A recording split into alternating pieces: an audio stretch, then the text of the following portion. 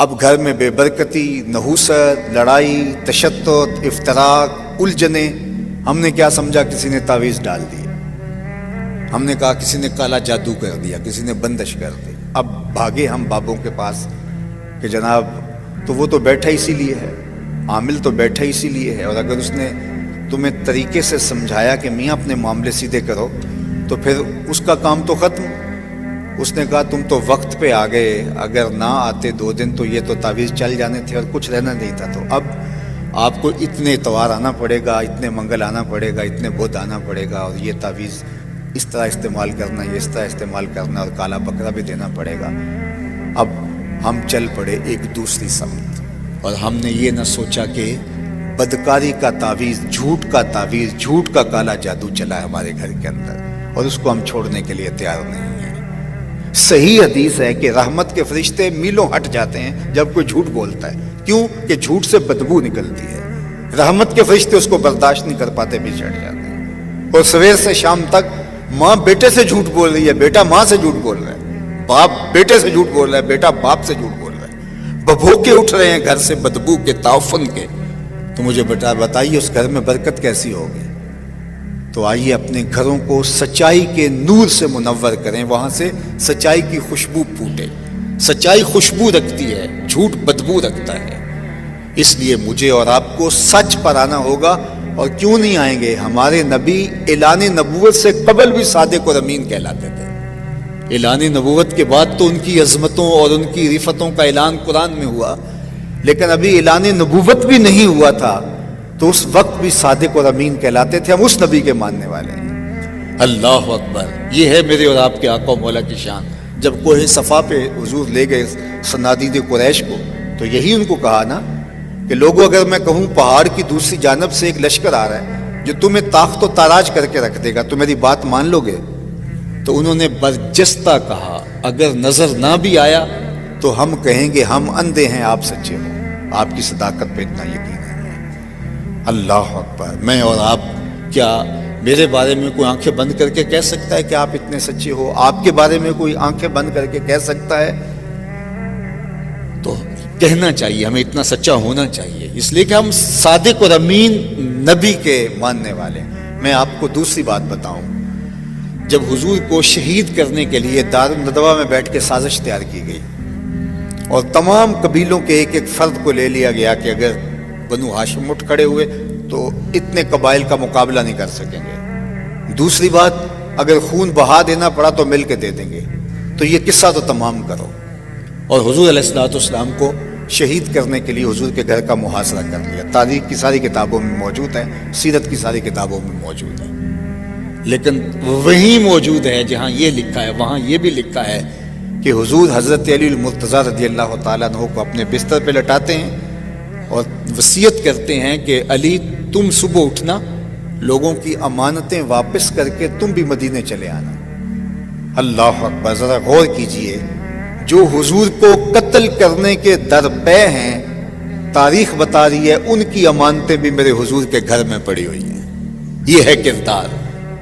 ورنہ حضور کو شہید کرنے جا رہے تھے، پہلی فرصت کے اندر اپنی امانتیں تو نکلواتے، لیکن انہیں یقین تھا کہ کچھ بھی ہو ہماری امانتیں. اللہ اکبر! اپنے لیے تو سارے جیتے ہیں، لیکن یہ حضور کا ایسا نمایاں وصف ہے جو برجستہ زبان پہ آیا، اور وہ کیا؟ وَتَحْمِلُ الْكَلَّ، جس کا کوئی بوجھ نہیں اٹھاتا اس کا بوجھ آپ اٹھاتے ہیں. غربا، یتاما، اراملہ، مساکین، بیوگاں، جن کا کوئی بوجھ اٹھانے والے اس کا بوجھ آپ اٹھاتے ہیں. اللہ اکبر! یہ حضور کا وہ وصف ہے. بلکہ مدینہ المنورہ میں ایک خاتون تھی جس کا توازن عقلی کچھ ٹھیک نہیں تھا، اور لوگ اس کے پاس کھڑے نہیں ہوتے تھے، چونکہ جب وہ بات چھیڑتی تھی تو اس کی بات اتنی طویل ہو جاتی کہ لوگوں کے اندر ہمت نہیں ہوتی تھی کہ اتنی دیر اس کے پاس کھڑے ہو کے اس کی باتیں سنیں، اور اس کی باتیں بھی الجھی باتیں ہوتی تھیں. ایک دن حضور مسجد نبوی میں تشریف فرما تھے تو اس نے اشارے سے حضور کو بلایا. اس کی بات سننے کے لیے حضور دروازے پہ آ گئے. تو اس نے کہا میں نے آپ سے کوئی باتیں کرنی ہیں. تو آقا کریم نے فرمایا کیجیے. اس نے کہا یہاں نہیں کرنی. کہاں کرنی ہے؟ کہا باہر آئیے، میں وہاں آپ سے کوئی بات کرنی. کڑکتی دھوپ چل چلاتا ہوا عرب کا موسم، اور اس نے آقا کریم کو دھوپ میں کھڑا کر لیا اور اپنی گفتگو جس طرح کی بھی اس کی تھی سنانے لگی، اور حضور پوری توجہ سے انہماک سے اس کی گفتگو سن رہے ہیں، اور وہ ہے کہ اس کی گفتگو ختم ہی نہیں ہو رہی۔ اللہ اکبر! ویسے تو سننے کے لیے حضور مل جائیں تو پھر کون گفتگو مختصر کرے گا؟ وہ کیا کسی نے کہا تھا نا، اسی شوق میں کی ہیں تجھ سے ہزار باتیں، تیرا حسن تیرے حسن بیاں تک دیکھو۔ اللہ اکبر! تو وہ حضور سے باتیں کیے جا رہی اور حضور اس کی باتیں کان لگا کے سن رہے ہیں۔ صحابہ کو غصہ بڑا آ رہا ہے اس عورت پہ، لیکن کہہ کچھ نہیں سکتے کہ حضور خود انہماک سے سن رہے ہیں۔ کافی دیر جب اپنی ساری باتیں جو اس کے دل میں تھی سنا کر کے واپس جانے لگی تو غالباً حضرت عمر نے کہا کہ حضور اس کا توازن عقلی ٹھیک نہیں، پورا مدینہ جانتا ہے، لوگ اس کو دیکھ کے راستہ بدل لیتے ہیں، آپ کا قیمتی وقت اور نازک بدن اور یہ چل چلاتی ہوئی دھوپ اور کار نبوت کی اہم ذمہ داریاں، اور آپ ایسی ویسی عورتوں کی باتیں کیوں سنتے ہیں؟ اس کی تو کوئی بات سننے کے لیے تیار نہیں۔ تو آقا کریم نے فرمایا عمر، پورے مدینے میں اس کی کوئی نہیں سنتا، میں بھی نہ سنوں۔ اور پھر اس کو بلا کے کہا بڑھیا جب دکھڑے زیادہ ہو جائیں جہاں مرضی محمد کو کھڑا کر کے اپنی باتیں سنا لیا کر، ایک تو ہی ہوتے ہیں میری آساں دا سہارا، دس کنوں کراں جے تینوں نہ کراں یاد۔ اللہ اکبر! وَتَحْمِلُ الْكَلَّ، ہر طرح کا بوجھ، اس کی باتوں کا بوجھ بھی اٹھا رہے ہیں۔ یہ ہے میرے حضور علیہ الصلوۃ والسلام کی سیرت۔ بعض اوقات ہماری مطابقت میں کوئی چیز نہ ہو تو ہم بعض اوقات ایک دم جھٹک کے چلے جاتے ہیں اور یہ نہیں سوچتے کہ اس کا دل دکھے گا۔ دو لمحے اگر اس کی بات سن لیں، آپ سمجھ بھی گئے ہیں پھر بھی سن لیں، اس کا دل ہلکا ہو جائے گا۔ ایک بزرگ تھے، تو ایک دفعہ میں کسی پرانی جگہ پہ گیا تو وہاں کتبے لگے ہوئے تھے، تو وہاں ابو الخیر علیہ رحمہ کا ایک ربائی لکھی تھی، خدا بندہ چنا کن کہ پریشان نہ شوم، یہ ربائی لکھی تھی۔ تو میں نے وہ لکھ لی، نوٹ کر لی۔ تو جب ان بزرگوں کے پاس میں گیا تو وہ فارسی کا بڑا مذاق اچھا رکھتے تھے، تو میں نے سوچا کہ ان کو سناؤں گا، خوش ہوں گے۔ تو وہ بوڑھے بزرگ تھے، تو میں نے ان کو وہ فارسی کی وہ ربائی سنائی، حکیم عبد الحی رحمۃ اللہ تعالیٰ علیہ۔ تو مرے کالج سیالکوٹ کے پرنسپل صاحب وہ ان کی خدمت میں یوں آ کے بیٹھتے تھے اور اپنا بقیہ وقت وہیں گزارتے تھے۔ تو غلام علی صاحب بھی پاس بیٹھے تھے، تو میں بالکل نوعمر تھا، تو میں نے بڑے شوق سے یہ ربائی ان کو سنائی۔ تو وہ کہنے لگے وہ غلام علی صاحب یہ ذرا لکھ لو، بہت اچھی ہے۔ اور وہ باقاعدہ کاغذ لے کر آئے اور پوری ربائی نوٹ کی۔ تو اس کے بعد پھر اس کے اندر بعد میں نا انہوں نے کہا کہ یہ لفظ اگر ایسے ہو جائے تو جو ہے وہ ایسے زیادہ بہتر نہیں ہے۔ تو میں سمجھ گیا کہ یہ حضرت کو تو ربائی جو ہے وہ پہلے ہی آتی تھی۔ تو ایک دن دوبارہ ملاقات ہوئی تو ویسے ہی باتیں ہو رہی تھی کسی موضوع پہ، تو وہ اپنے بزرگوں کی بات سنانے لگے۔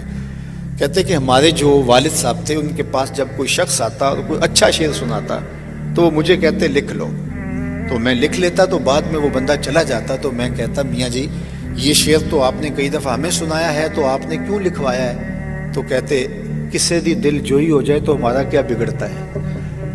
تو ہم تو کیا کرتے ہیں کہ کوئی اگر اچھا شعر کوئی سنانے لگے اور ہمیں آتا ہو تو ہم پہلے پڑھ کے بتا دیتے ہیں کہ تم تکلف نہ کرو، یہ مجھے آتا ہے۔ تو چھوٹی چھوٹی چیزوں سے کسی کی دل جوئی ہوتی ہے۔ اب اس عورت کی ساری باتیں حضور سن رہے ہیں اور اس کی باتیں الجھی ہیں۔ یہ اعلیٰ اقدار زندگی سے کہتے ہیں، حسن سے کہتے ہیں، جمال اسے کہتے ہیں، خوبصورتی سے کہتے ہیں۔ آپ اور میں کس کو خوبصورتی کہتے ہیں؟ ان چیزوں کا نام سیرت ہے، ان چیزوں کا نام کردار ہے۔ لوگوں کی دل جوئی کرنا، شکستہ دلوں کو جوڑنا، لوگوں کی ضروریات کا خیال رکھنا، کسی کا دکھڑا سن لینا۔ تمہارا کندھا اگر کسی کو رونے کے لیے دستیاب ہو جائے، کوئی تمہارے کندھے پہ سر رکھ کے رو کے اپنی بڑاس نکال لے، تو اس سے اور کیا بہتر مصرف اس کندھے کا ہو سکتا ہے؟ لیکن تم نہ کسی کا درد سن سکو، نہ کسی کے پاس بیٹھ سکو، ہر وقت نشے کے اندر گھومتے رہو۔ یہ زندگی نہیں ہے، زندگی خود غرضی کا نام نہیں ہے، زندگی اوروں کے لیے جینے کا نام ہے۔ وَتَحْمِلُ الْكَلَّ، جس کا کوئی بوجھ اٹھانے والا نہیں، اس کا بوجھ آپ اٹھاتے ہیں۔ اور پھر چوتھا وصف حضور کا بیان کیا، وَتَقْسِبُ الْمَعْدُومَ، جس کا کوئی کمانے والا نہیں، اس کے لیے آپ کمائی کرتے ہیں، اس کی ضرورت آپ پوری کرتے ہیں۔ یہ زندگی کی خوبصورت تعبیر ہے، زندگی کہتے اسے، اوروں کے لیے جینا، اوروں کے لیے کمانا، اپنے لیے تو سارے لوگ جیتے ہیں۔ یہ انسان ہی ہے جو صرف اپنے لیے خود غرضی کی زندگی گزارتا ہے، ورنہ پوری کائنات میں نظر دوڑا کر کے دیکھ لو، یہ درخت خود دھوپ میں جلتے ہیں اور اپنے چھاؤں میں اپنی سائے میں بیٹھنے والوں کو آسودگی فراہم کرتے ہیں۔ درختوں نے اپنا پھل آج تک کبھی خود نہیں کھایا، اوروں کو دان کرتے ہیں۔ جانور دودھ دیتے ہیں، خود نہیں پیتے، اوروں کو دان کرتے ہیں۔ یہ پوری کائنات کا نظم اس طرح چل رہا ہے، یہ انسان ہی خود غرض ہے۔